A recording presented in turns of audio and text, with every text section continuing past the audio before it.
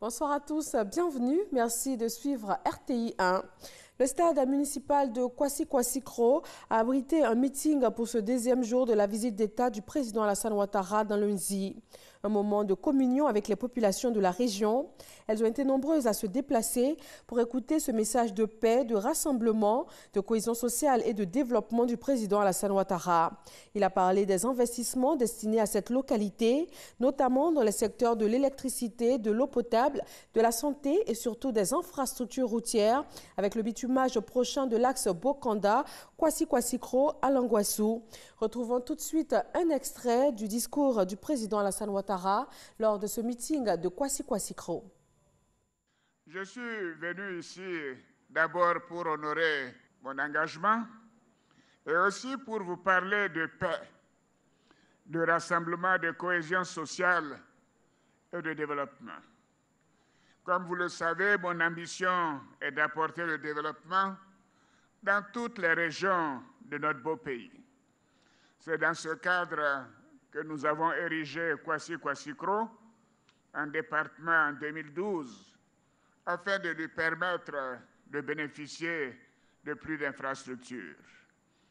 Nous avons, dans le cadre du Programme national de développement 2011-2015, du Programme national de développement 2016-2020, ainsi que du programme social du gouvernement mis en place par le Premier ministre pour la période 2019-2020, nous avons procédé avec cela à des investissements dans le secteur de l'électricité, dont le taux de couverture est passé de 20% en 2011 à 43% en 2018.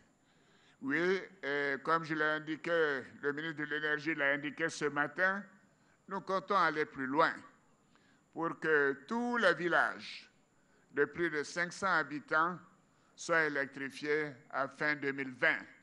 Ceci portera le taux d'électrification dans le département, dans la région, à 72%. Nous avons également fait des investissements dans le secteur de l'eau potable, de la santé, de l'éducation, de la salubrité, des infrastructures routières, avec le reprofilage des deux axes qui mènent à Kwasi-Kwasi-Kro, ainsi que de toutes les voies de la ville. Et je voudrais vous dire qu'en ce qui concerne l'autonomisation des femmes, Madame la Première Dame est en train de s'activer pour la réception des femmes de Kwasi-Kwasi-Kro, de Bokanda et de Dimokro demain après-midi. Et à cette occasion, elle aura de belles surprises à vous annoncer. Et je sais que la priorité des priorités est le bitumage de l'axe Bokanda, Kwasi-Kwasi-Kro à Languassou. Oui, je prends l'engagement de mettre en place le financement pour faire le bitumage de cet axe important pour votre région. Je prends aussi l'engagement de remplacer toutes les pompes villageoises. Oui, hier au Conseil des ministres, le ministre de l'Hydraulique m'a assuré que ce travail est en bonne voie et que dans quelques mois, toutes les pompes seront réparées ou remplacées. Je voudrais vous dire que nous avons également, dans le programme social, engagé le gouvernement pour la construction d'un collège de proximité à Mekro et de l'alimentation en eau potable de Mekro. Oui, et bien évidemment, la construction d'une brigade de gendarmerie à Kwasi-Kwasi-Kro et d'une maternité. S'agissant des infrastructures routières, je peux vous dire que nous avons aussi décidé au plan général pour l'ensemble de la nation de la construction d'abord de relier par le bitume tous les chefs-lieux de région.